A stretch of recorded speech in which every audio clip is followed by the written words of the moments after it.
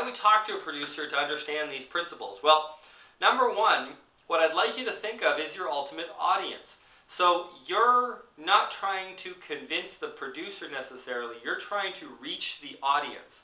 So you want to talk to the producer about the type of content that you're going to come up with that will really bring in a new audience, that will really make the phones light up. So, I've said things like, oh, we've got to do this one thing because, last time I did that, it had somebody crying over the air. It made for great radio. And I know it sounds really harsh to say it like that, but, usually these conversations are very quick. So, it sounds harsher than it really is. But we had somebody who got really emotional because I had really talked to them about an issue of ADD that they were grossly misunderstanding the science on, and I helped them on it.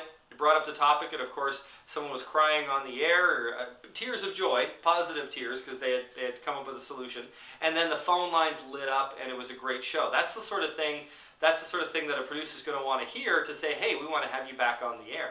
And I bet you that every single topic out there, you can have that. I've worked with dozens of clients face-to-face, plus hundreds of clients via our blogs and things like that, all of which have different topics and different things they want to get on the air for.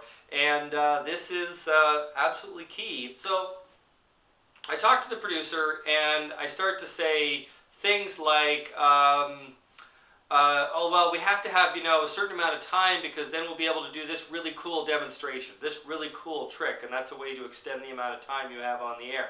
You want to talk to the producer about how exciting the show is going to be, how many people are going to be calling in, things like that. All right, so the mindset of a producer is pretty clear.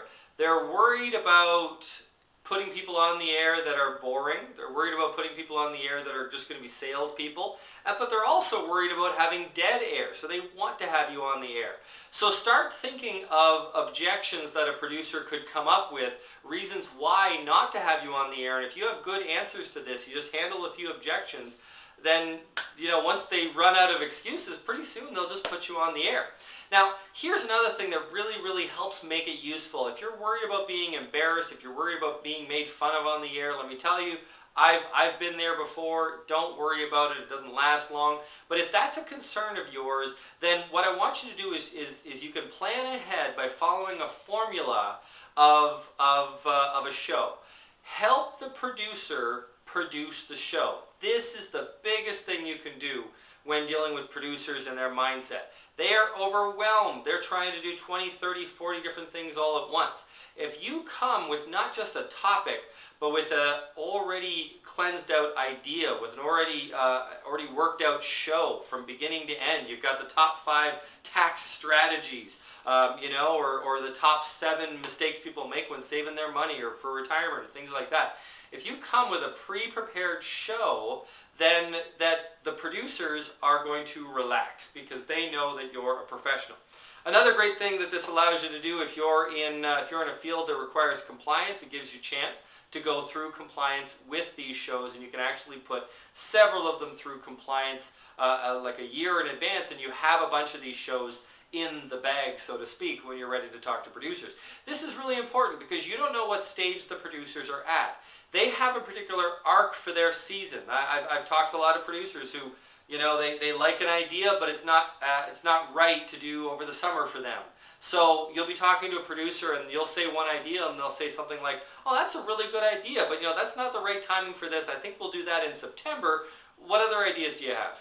And if you don't have other ideas, then you kind of missed out on that opportunity. So what I actually suggest is have several pre-planned show ideas and really flesh them out. And then when you talk to the producer, you can make it happen. Another really great reason for this is that producers like to know that you've been on the air before. Every single producer has had a situation where they had somebody brand new on the air and they froze, they screwed up, and it made for horrible radio. The problem with somebody freezing on the air and getting nervous is that on the one hand, they lose all credibility, but on the other hand, you can't really make fun of them. So it turns into just a sad show. It's not really entertaining. You know, if somebody says something inappropriate on the air, well, then you can take them off the air and get mad at them and talk about them. But if you just freeze, oh, that's the worst thing. So keep in mind what a producer is really looking for when you're soliciting a publicity show.